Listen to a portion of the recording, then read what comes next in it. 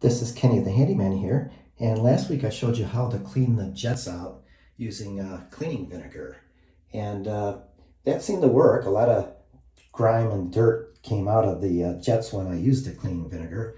However, more dirt keeps coming out after we've used the jet tub, so it didn't clean it thoroughly enough. And I got a lot of comments from many of you subscribers that told me different products to try and some different techniques, such as letting it soak and then using super hot water and stuff.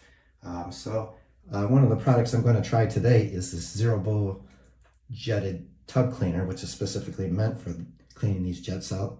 And what I like about this product is that it doesn't have any toxins in it or harsh toxins in it. So we're going to give this a try and see how well this works. The directions say just to use a couple of ounces. So I'm just going to pour some of this in here.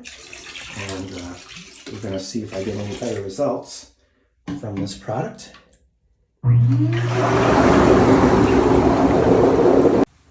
So one of the differences that I can see with this product right away is that it foams up, creates a sudsy foam.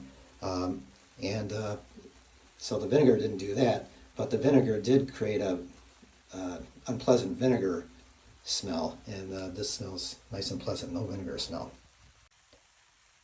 So it looks like this product is actually doing a much better job of cleaning the jets out of this tub. Look at all that nasty scum and dirt and nasty stuff that just came out of the jets. I ran the jets for 20 minutes on and 20 minutes off. I did that for three cycles, and this is how much grossness came out of the jets. It's at the bottom. It's along the sides of the tub from the foam here. So yeah, it took a whole lot more of the junk and stuff out of the jets than just using vinegar alone. So I hope this helps for some helpful suggestions on how to clean your lines in your jet tub.